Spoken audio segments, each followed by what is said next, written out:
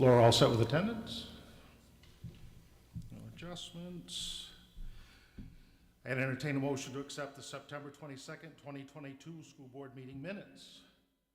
Moved by Phoebe, second by Elaine. Any errors, omissions? Seeing none, roll call, please. Yes. Yes. Yes. Yes. Yes. Yes. Yes. Yes.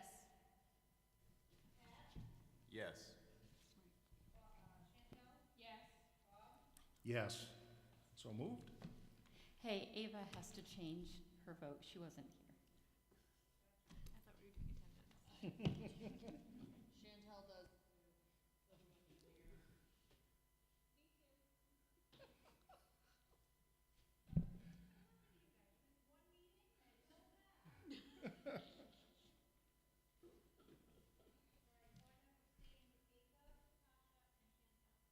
Anyone else?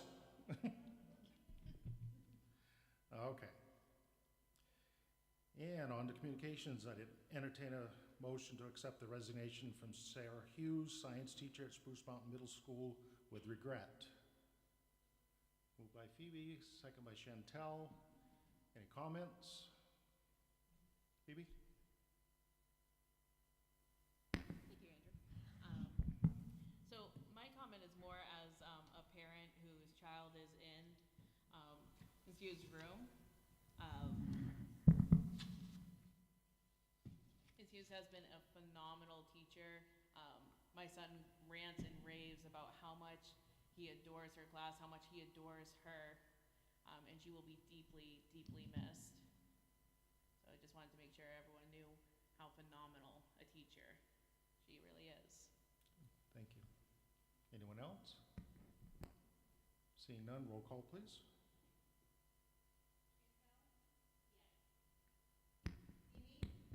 Yes. Yes. Yes. Yes. Yes. Yes. Yes. Yes. Yes. So moved. Public comments, and again, when you come up, please state your name, full name, and town of residence. David?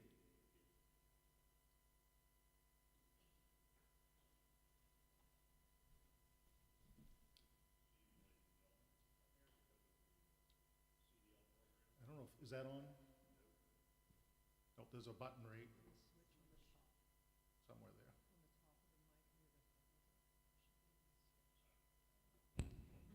Thank you. Well, I'm here on behalf of the CDL program that Marana Cook and Spruce Mountain started out with. I was very excited to be a part of that. I was very excited to have Spruce Mountain put on a CDL program right here in my backyard. I am currently an amputee, and one of the things I promised myself was I was going to get a CDL license after I lost my leg, which I was excited to be able to come up to Spruce Mountain because I went to school across the river. I grew up in Livermore, right below the Washburn, New Orleans. I went to school at the elementary school down the hill. I went up to the middle school, and I went up to the top school. So go Andes. So that shows you my age at this point. I've seen Miss Robin, and I've talked with Scott about my concerns. They both have a letter, and I'm sure they'd be happy to share with you in executive session. But I feel, given what's going on with the mill and that type of thing, this is prime to have a CDL program start up. I highly suggest you take the money and do that. Another thing I want to offer to you is I'm also the master of Oriental Star Lodge, Masonic Hall, Livermore, and we have funding available that could probably help you out. But you have to come talk to me, and also Andrew's part of that group as well. There's monies available through the Maine Masonic Charitable Foundation. I'm sure if they realized what was going on, especially with the mill, I'm sure they would come up with some help to possibly make that happen for you. So I'm very concerned. I was sorry to see the relationship of Marana Cook and Spruce Mountain go south. but I think you guys have the team to make it happen and make it right. So that's my concern. Thank you for your time. Welcome. Thank you very much for sharing.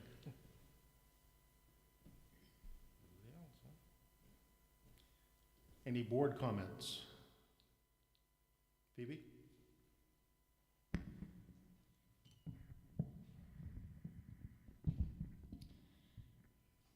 All right, so I had the fortune to be at the middle school for several different occasions over the past few weeks for different reasons, calling in for meetings, things of that nature.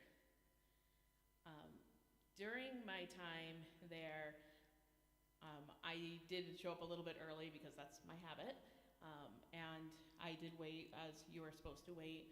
And during that time, I'd like to talk a little bit about my observations that I saw.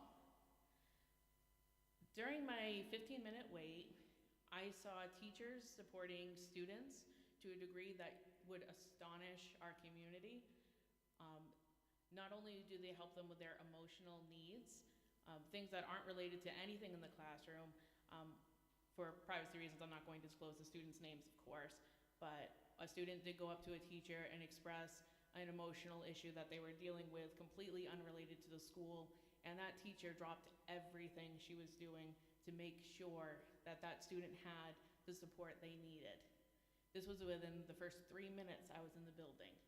The teacher did not know I was watching because I was sitting in the corner. Within 3 minutes later, I thought to myself, I should bring that up. Within 3 minutes after that, I saw another teacher walking with a student talking about emotions and how important it is to discuss things before they escalate and how to handle navigating through a difficult world. And they were speaking about it so gently, so kindly. Mr. Rogers from PBS would have been very proud. I was astonished at the level of understanding and care, even as the student was escalating because they were upset. The student calmed down. From the moment they walked from across the hall, about 20 feet, the student went from crying to smiling at the teacher and thanking them for their kind words and for their understanding. At that point, I'm near tears because I'm so proud of our teachers. These are two separate teachers, two entirely different students. I assume from different grades. I didn't know the other student. And then the third incident where two teachers were talking to each other, monitoring classroom information, things of that nature. Mid-sentence, a teacher cuts herself off, turns and says, "Hey, no running in the halls." I looked down. I'd even noticed that a student was running about 50 feet away. The voice carried, but not in a mean way. It was gentle, but the student stopped like that. And they're like, sorry, sorry, and they kept going. So not only did they prevent that student from colliding with a cart that was coming out, because I saw there was a custodian who was moving a cart. If this teacher had not noticed that, there would have been a collision right there. And she stopped it mid-sentence while talking to a teacher who she was maintaining eye contact with. And I just want the community to know how valuable our staff is, how important everything they do is, not only in the classroom, but in the hallways, and maintaining these relationships with our students. I think everyone in our community should be very, very proud of what our teachers have accomplished and the relationships that they maintain with our students and parents. Thank you. Thank you. Rob? Dave, thank you very much for speaking up this evening. And thank you for the email that we received. There's a lot as a board we can't do. There's some we can do. I was not aware of what happened. And thank you, that was very informational. And thank you for stepping forward as a community member to help out. That's what we all need to do. We need to be together as a community. We need to support the people that are losing their jobs and their kids if they've got them, if they're still in the school system. We're not here to educate just the kids, but the entire community. And I really, really appreciate that. I hope you keep in touch with Robin at Adult Ed. Yes, it is very much so.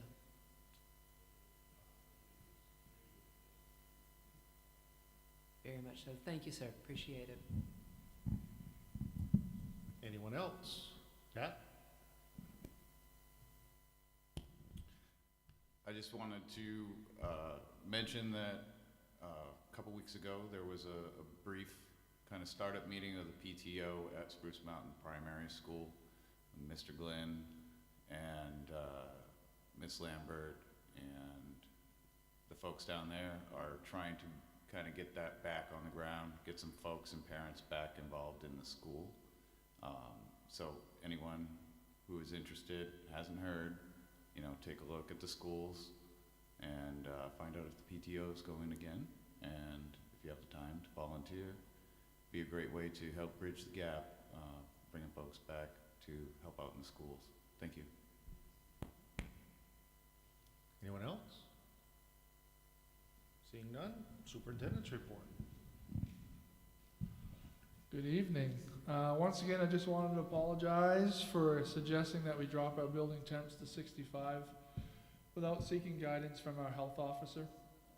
My thought process was, I mean, our fuel costs have gone up dramatically, but we did a lot of things in the last couple years with COVID, et cetera, that we made sure that we listened to our health advisor officer, and I didn't do that when I put that out, and then when I received the notice from her, that's when I did a reverse, because that's what we've been following, and I think that's what we should continue to follow. Last night I attended the Drummond Woodson webinar on student right issues for board members. We had Robin Beck and Holly Morris are also able to attend last night, and now all the rest of the members of the board have a packet on that. I was able to read to 8 different classrooms since the last board meeting. Superintendent doesn't get hugs much, but I actually got some hugs from the kindergarten class, so I enjoyed that. I met with Crystal Flagg and J-Town Manager Shiloh LaFrenda to discuss the impact of the mill closure. Sat in on a Zoom meeting on clean energy put on by the Maine DOE. Also attended the Western Maine Superintendent's meeting this past week. Last week I attended a meeting with School Resource Officer Joe Sage, put on by the National Threat Assessment Center and the United States Secret Service, about enhancing school safety using the threat assessment model. And Robin and I met with the RSU73 Superintendent and Adult Ed Director to discuss issues with the CDL program. So it's been busy. Chris is going to talk about that in his report. Okay. Any questions for Scott? Comments? Elaine has. I just want to thank you for sharing all the information from the previous session. It was very enlightening, timely, and it's information we really need to pay attention to. Thank you. You're welcome.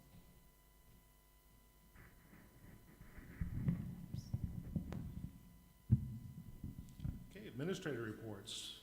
Chris?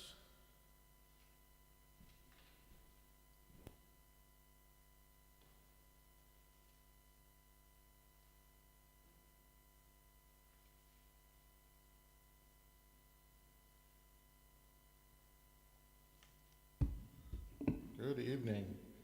I had to make sure the camera was pointed at me. Last board meeting, I forgot to point the camera at myself, so I get very disappointed when I'm not on YouTube. Just wanted to keep the board up to date on student assessments and where we're at with NWEAs.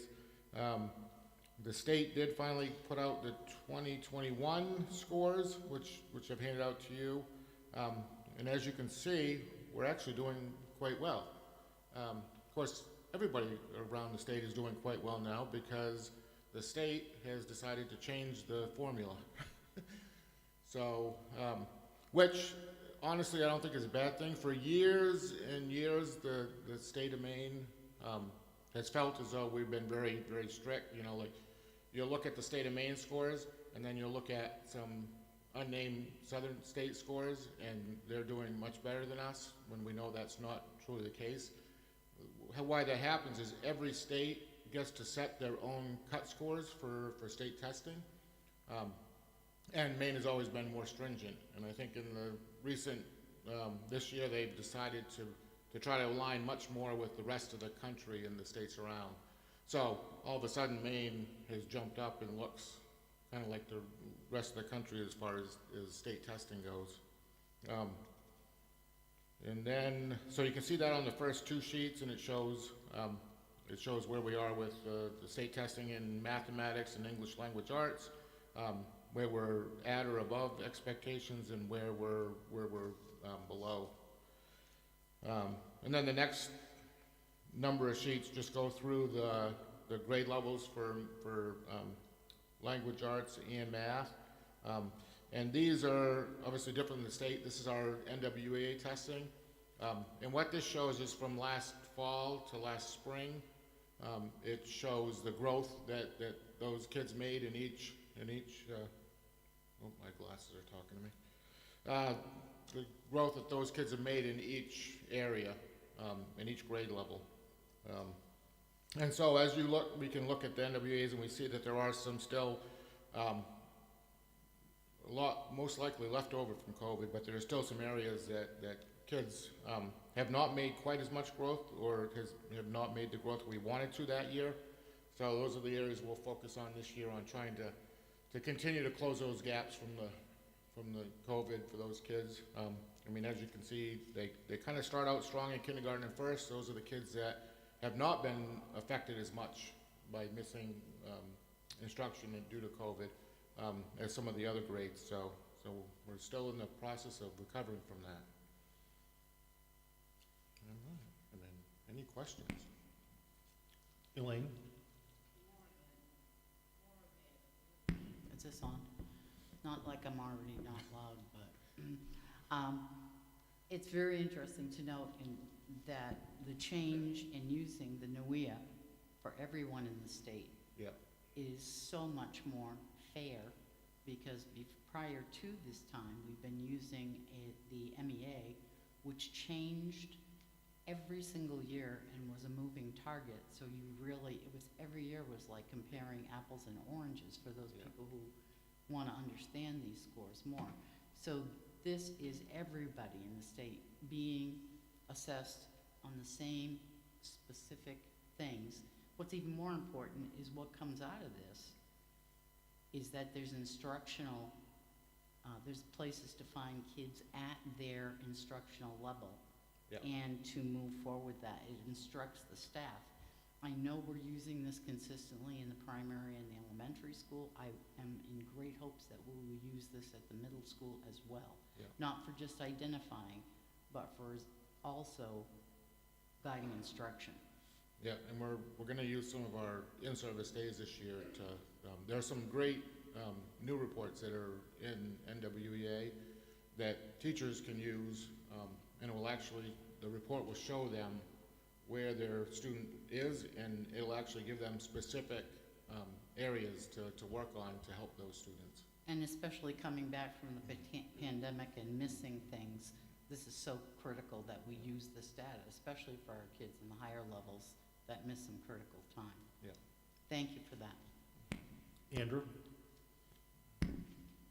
You may not have the answer for this, and I don't expect one, but I just want to run the question by you. Will the change of standards make it easier or more difficult for students to apply for further education or for transferring credits to another school in the state or another place if they like choose a move, or like with migrants or whatever? Yeah, I guess I'm not, what do you mean by, I guess I missed what you meant by the question.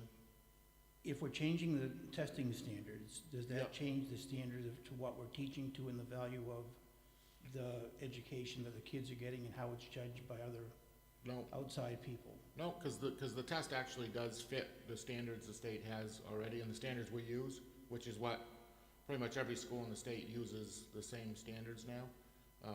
So it really aligns well with it. And so what it does is gives us information on what standards those kids may need work on, and that's transferable to any school because they're all using the same standards now. Okay, good, thank you. Yep. Anyone else? Thank you, Chris. Thanks. Laura?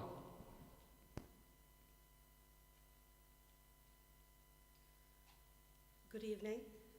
At the food service department, we've been really busy the last month and a half as we started the school year.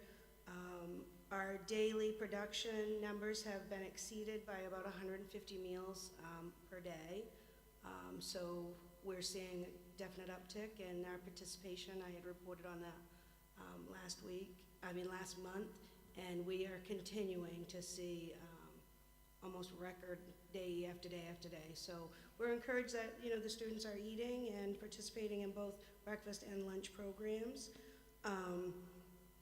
Our supply chain assistance fund, our first round that we had received last spring, has been exhausted at this point, which is what was to be expected. I did report that I had applied for the round 2 at our last report, and we should expect to receive that by Thanksgiving. So that's good news, and I am hearing that a third round is to be expected as well. So all that is very encouraging. Our fresh fruit and veggie program is slated to start next week in our 3 buildings. Our high school does not participate in that program. Our goal is to have the fresh fruit and veggies available in those 3 buildings twice during that first week and go from there. We was right in our average range of funding that we was to receive, so there was no changes there.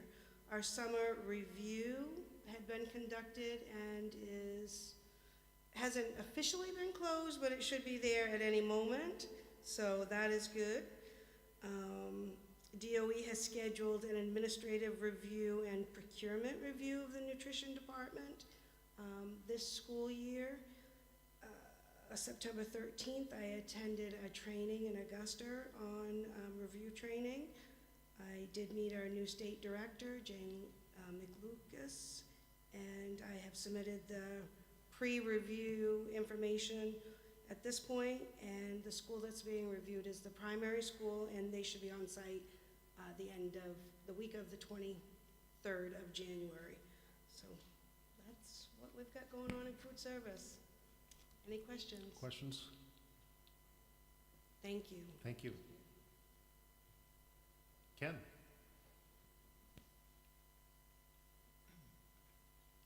Good evening. Everything's going pretty well with the facility maintenance. We've been very busy. Hate to say, but COVID still strikes us. We've lost, since we met before, the last time we met, one week we had 3 people out with COVID, and then the next week we had 2 people out. So it's really strains custodial staff. You take along with that and the sports that we have to do. So the buses, they drive buses too, and that kind of takes away things. So we have had to put a lot of overtime in. Thank goodness we got some people that really don't mind working. So we're still working at that. We're only down right now. We're actually only down 2 people. So that's a good thing. The grounds crew is getting things set up for the wintertime here. We're getting the fields mowed up and getting things picked up. The sports is slowly but surely going by. We had boiler inspections this last month, and we had also elevator inspections. We had new people doing both of them, actually, but they come out well, except for we have got some things we had to do on one of the new boilers, and we're working with Siemens right now on that. But just like everything else with COVID, also parts and things taking a little longer to get than they have in the past. The elevators, the only problem we have with those is the telephone systems. As you know, we installed new telephones this summer, and the ones in the elevators have ceased working. But we should have them up and going hopefully by next week. One of them we do have going at the primary. That one's working. Working with Chris on this and Consolidated. Also, Stanley Elevator will be coming down tomorrow, and hopefully we'll have that all buttoned up. At the last meeting, you guys mentioned about, we had a gentleman by the name of Stephen Hunter, who painted the fence in front of the central office, and since then he's also painted concrete wall and the piping that is on top of the concrete wall. You mentioned that we ought to give them a gift card. I met with him there one Sunday and was talking to him about it, and you'd have to really meet the character. He's just a different character, just a very giving, very kind person. Didn't really seem like he really cared about getting a gift card.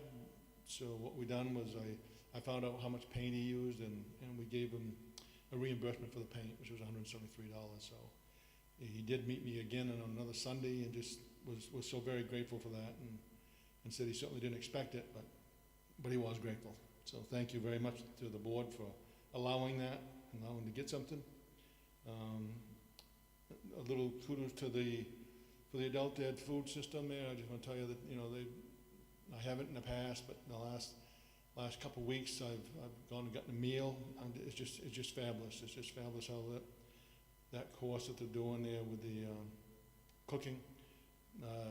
I thought my mother was the best cook in the world, and you know, it's just, I'd hate to compare it, but they're very good, and they have such a different variety. So if you ever have a chance to try it, and then only $7 a meal. I mean, if everybody goes to McDonald's, they're gonna spend more than $7. So if you have that opportunity to try one of their meals, I think you'll really be happy. I'm gonna end on a quote that as you know, I like to study different people and different things in life, and try to mix them in with what I work and how I live, and I had a little study last weekend on Corrie ten Boom, and one of her sayings was, stress of the storm remind us of our anchor we have. So that's it. Questions for Ken? Thank you.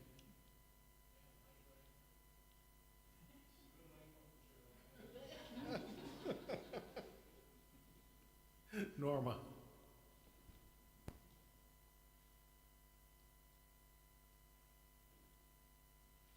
Hard to follow Ken Vining. So, I missed the last board meeting. I think I was on vacation. So bus behavior has been at a high these last couple weeks. It's been very stressful on the drivers, on me. And we ask parents to please remind their students the bus is an extension of the classroom and the same rules apply. People need to remember that the driver's facing forward, the kids are behind them. And I know some parents can't control 3 kids in the car. Can you imagine 60 to 70 kids on a bus? So if we can have a little bit more courtesy and respect for the drivers, it'd be great to have that help.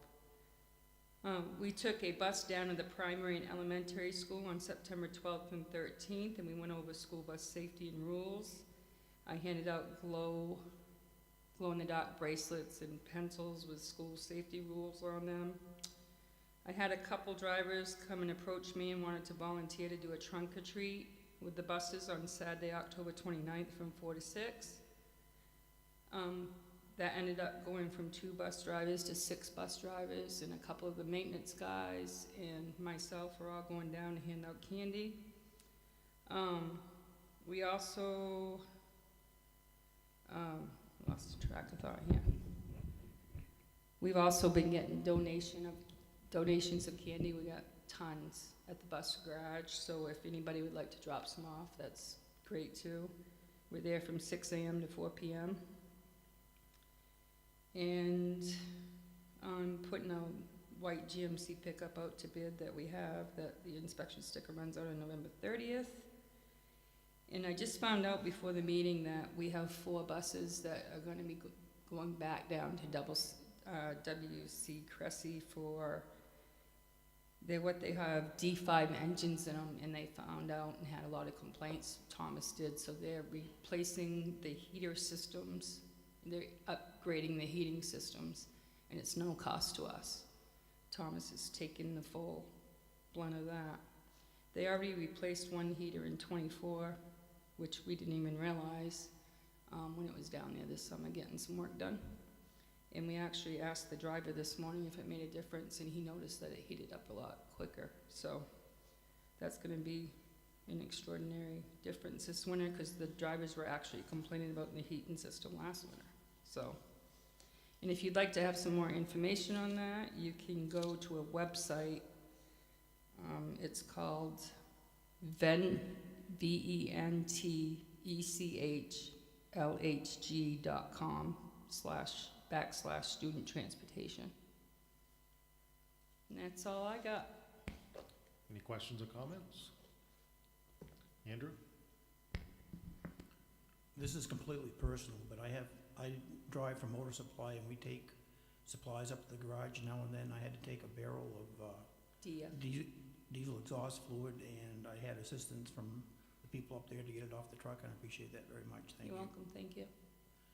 And is there anything that we can do as far as discipline issues on the bus if the buses are considered an extension of the classroom?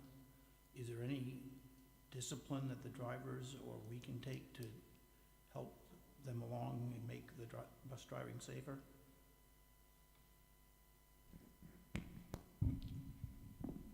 There's already discipline. I mean, kids can be removed from the bus, kids can still receive detentions, kids can be suspended from school based on their behavior on the bus. You'd like to think once a child receives a consequence that it would necessarily change the behavior. Sometimes it takes longer with certain students for that to happen. But yes, there's consequences that go along with the misbehaviors on the bus. Nope, that's a great question, yeah. Make sure I that just they're wanted to supported. remind the parents. Do we are we still in need of bus monitors?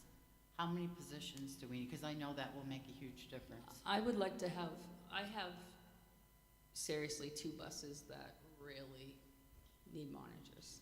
I wouldn't say all of them need monitors. We have really good bus drivers that have decent control of their buses. I mean, you can't expect them to Each all bus be is different, cherubs. each kid's different, I get it. But, so do we have open positions as bus monitors that still need to be filled? 2. 2, okay. Maybe Yeah. we can put something out again through via Facebook or whatever to get some more advertisement on that bus monitor thing, that hopefully that would help our drivers. I know they can't do 2 things at once. Right, it is a lot. I always said I taught for 38 years, and that I would not take the bus driver's job any day. I would do my time in the classroom, it was wonderful, but I would not take that job and have to drive too. It's a huge responsibility. We So- appreciate you recognize that. Oh, please, we thank them every day. Do you need hands-on for help for the trunk or treat? If you would like to dress up and join us, that'd be great. Okay, I love dressing up. Me too. Okay, thank you. One more thing is installing cameras has made the job a little bit easier. It's not live time, so we don't catch them until later, but it does help just on the discipline end. You know, Elaine, as a board member, you can't take the job as a monitor, but you can volunteer. So you could be there at 6 a.m. to do that. Thank you, Norma. Thank you. Robin?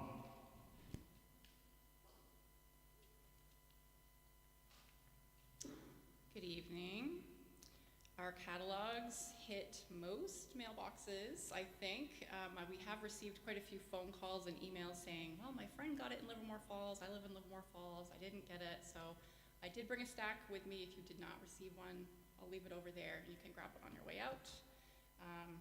As always, I just want to say thank you to Exponent Technologies and Franklin Printing for getting these out. I think the design looks beautiful. Again, a former student created this, so we're just very proud of that. Our 10-week Cna course finished this week. Their state exam is scheduled for October 25th, and 2 of the students have already secured employment upon successfully completing their state exam. The Violins of Hope performance with the Portland Symphony Orchestra will be next Tuesday, October 18th at the middle school. We were not able to squeeze in a community performance. They'll be performing in Augusta later that evening, but I do hope that the middle school students enjoy it. The PSO did build in time for a Q&A session for students so they can ask about the historical or musical relevance of the pieces that they perform. And I did ask Carrie if we can, bring in some adult ed students, so that will be a treat for them as well. The J-Town manager, Shiloh, and I have been working closely with the Maine Department of Labor and the Rapid Response Team to map out how to assist with the mill closure. They did give me some statistics. So 75% of displaced workers live in Franklin or Androscoggin County. I'll be on site October 18th for the employee meetings at Pixel, and I'm also working with the Rapid Response Team on organizing a community resource and job fair that will hopefully take place within our adult ed building. And I'll have more details to report out to you within the next week or so. As mentioned, we did dissolve our CDL partnership with a neighboring school district. I feel very strongly that this is worthwhile and very much needed in our community. So I hope that we can have further discussions around that, especially as budget time approaches, especially with the mill closure. I think both Class B and A very much needed. We'll be hosting a business after hours with the J, Livermore Falls Chamber of Commerce on Thursday, October 27th. We'll be showcasing our workforce and enrichment programs. It is open to the public, but we'll be requiring an RSVP as our culinary students will be cooking. So I am inviting you all to attend. Oh, you come over after? It's in the evening. We could cater. Yeah. It'll be part 2. We'll start over there and then travel. So be on the lookout for more information on the Facebook page.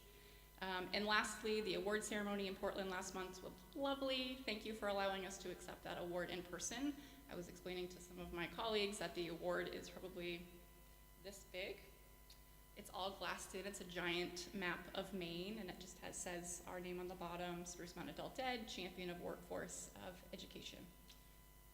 It was great. Thank you for letting us know.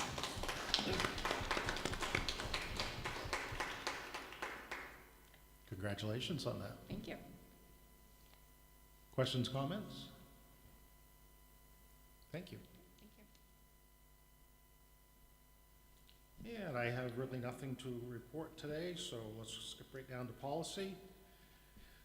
I'd entertain a motion to accept the second and final readings of policy IJNDB, Student Computer and Internet Use and Internet Safety, and procedure IJNDBR, Student Computer and Internet Use Rules. Moved by Phoebe, second, Chantel. Any further discussion, comments? Seeing none, roll call, please. Yes. Yes. Yes. Yes. Yes. Yep. Yes. Yes. Yes. Yes. So moved. I'd entertain a motion to enter, try that again. Entertain a motion to enter into executive session to discuss a personnel matter pursuant to 1 MRSA 4056A. Moved by Phoebe, second Elaine. Roll call, please. Yes. Yes.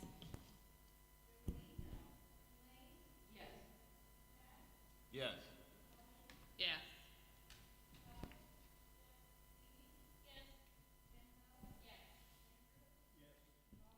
Yes. So moved. And for this, I'm going to ask people out there to step out through the doors, shut the doors. Pat stays. Sorry.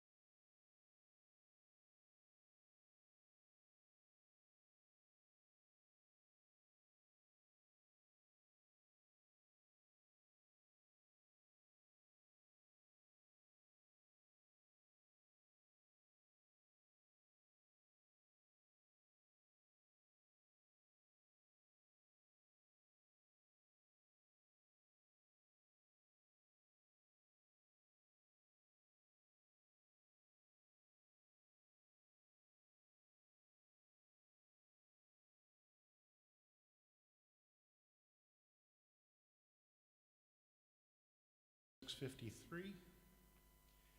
Entertain a motion to accept the superintendent's nomination of Christopher Target to the position of interim school principal at Spruce Mountain Middle School. Moved by Elaine, second by Phoebe. Any further discussion? Seeing none, roll call, please. Yes.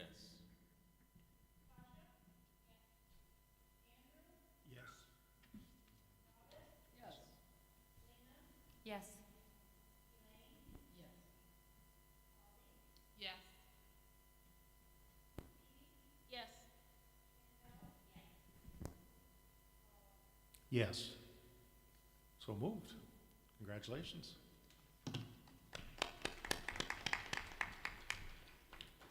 And again, the reminder, this sheet here has to go back to Laura for shredding.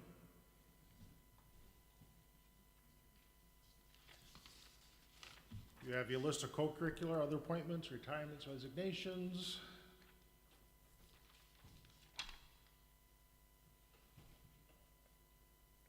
And under the calendar, we do have a special board meeting Monday, October 24th at 6 p.m. It will be at the high school.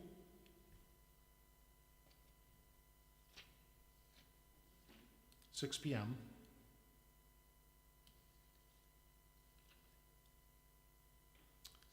We have our October 27th regular school board meeting at the primary school, and we'll get our final tour of the year on that one. And Elaine, there's a finance committee meeting.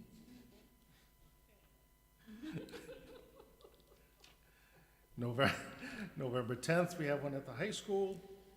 And before we adjourn, just a reminder, we have a tour tonight. Pat will be giving us a tour of this building, and anybody that would like to come along and join us, that'd be awesome. So I'd entertain a motion to adjourn. Chantel was up there really quick. Second by Lena. Roll call, please. Yes. Yes. Yes. Yes. Yes.